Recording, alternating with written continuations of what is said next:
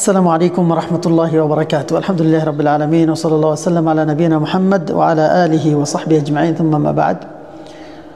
সম্মানিত দর্শক শ্রোতা, আজকে আমাদের সংক্ষিপ্ত আলোচ্য বিষয় হচ্ছে আত-তাফাখুরু আমরুন মুহাররামুন শারআন।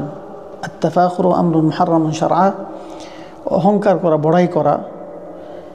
বড়াই করা শরীয়তের দৃষ্টিকোণ থেকে একটি কবিরা গুনাহ এবং সেটি একটি হারাম, নিষিদ্ধ বিষয়।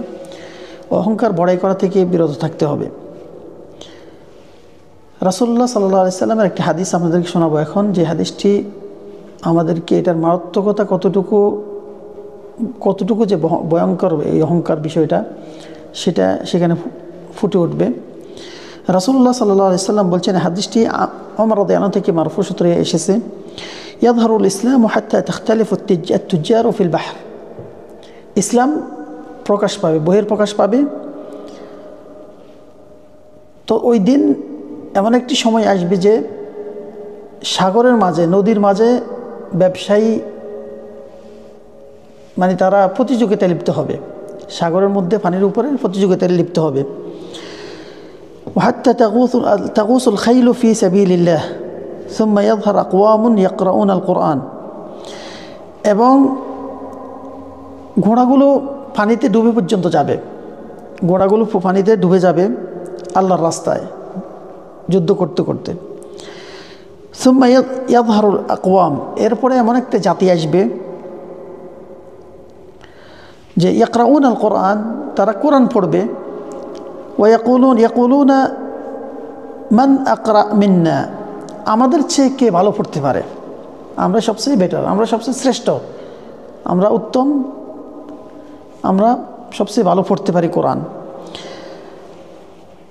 মান আফকাহ মিন্না, এবং তারা এটাও বলবে যে আমাদের চাইতে জ্ঞানী, ইসলাম সম্পর্কে জাননেওয়ালা কি আছে, আমরাই সবচেয়ে জ্ঞানী। সুম্মা কাল হাল ফি উলাইকা মিন খাইর।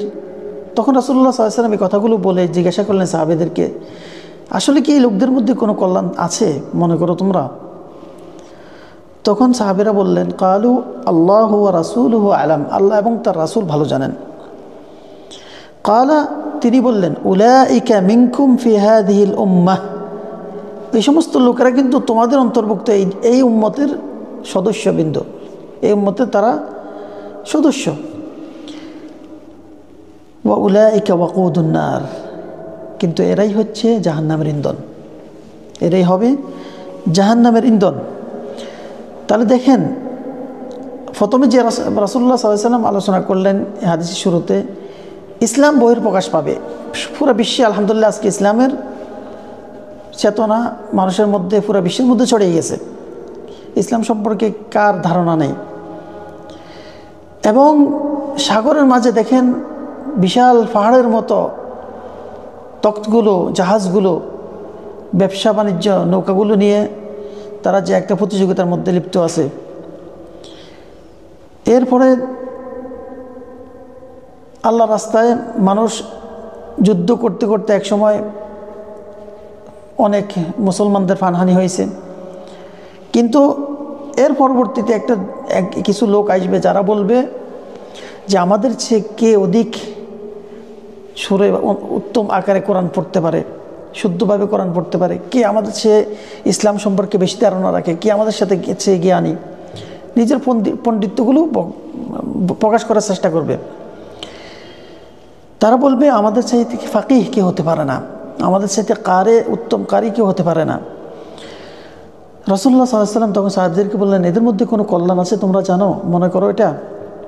সাহাবীরা বললেন, আল্লাহ এবং তার রাসূল ভালো জানেন। পরবর্তীতে তিনি কি উত্তর দিলেন, যে এরা কিন্তু তোমাদেরই দল, তোমাদের অন্তর্ভুক্ত, এই উম্মতের সদস্য, কিন্তু এরাই হবে জাহান্নামের ইন্ধন। যারা অহংকার করে, গর্ব করে, নিজের শিক্ষার বিষয় নিয়ে, নিজের জ্ঞান পরিধি নিয়ে যারা বড়াই করে, তারাই হবে জাহান্নামের ইন্ধন। তাহলে এই হাদিস থেকে আমরা যে শিক্ষাটা পাই সেটা হচ্ছে, আপনি যতই ভালো কারি হন না কেন, যত বড় আলেম হন না কেন, আপনি যত বড় জ্ঞানী হন না কেন, আপনাকে অহংকার করা যাবে না। যদি অহংকার করেন তাহলে আপনার পতন অনিবার্য। এই জন্য অহংকার থেকে দূরে থাকতে হবে, বড়াই করা থেকে দূরে থাকতে হবে, আল্লাহ শুকরিয়া জ্ঞাপন করতে হবে এবং আল্লাহর দিকে সেটা ন্যস্ত করতে হবে। যেহেতু আল্লাহ তাআলা আপনাকে সেই ইলম দান করলেন, এটা আল্লাহর একটি বড় নিয়ামত, সেই নিয়ামত নিয়ে আপনি প্রশংসা করতে হবে আল্লাহর এবং সন্তুষ্ট থাকতে হবে। আল্লাহ তাআলা আমাদেরকে সমস্ত অহংকার বড়াই থেকে পবিত্র পরিত্রাণ রাখেন এবং আমাদের গুনাহ খাতিয়া মাফ করেন এবং আমাদেরকে যেন নম্র ভদ্র হওয়ার তৌফিক এনায়েত করেন। এলিমের সাথে যেন হেলেম দ্বারা আমরা নিজেকে সুসজ্জিত করতে পারি, সেই তৌফিক আল্লাহর কাছে এনায়েত করি, কামনা করি। হাদা ওয়া সাল্লাল্লাহু আলা সাল্লাম আলা নবিয়িনা মুহাম্মদ ওয়া আলা আলিহি ওয়া সাহবিহি আজমাইন। আসসালামু আলাইকুম ওয়া রাহমাতুল্লাহি ওয়া বারাকাতুহু।